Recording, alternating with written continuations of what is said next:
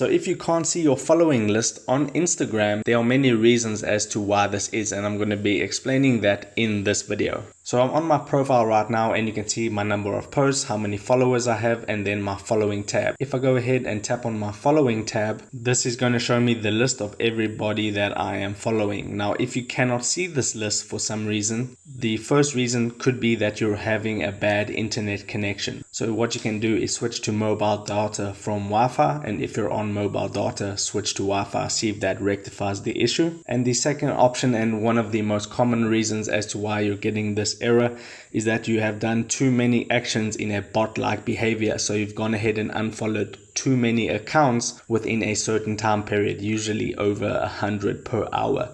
So if you have gone ahead and done that, you might get this error where you cannot see your following list and Instagram pretty much flags your account as bot behavior. Then what you need to do is stop unfollowing any accounts and wait about 48 hours and it should rectify the problem. And then finally, while you wait for that, you can uninstall and reinstall Instagram. So I hope this video helped you out, and if it did, make sure to hit the like button and subscribe for more.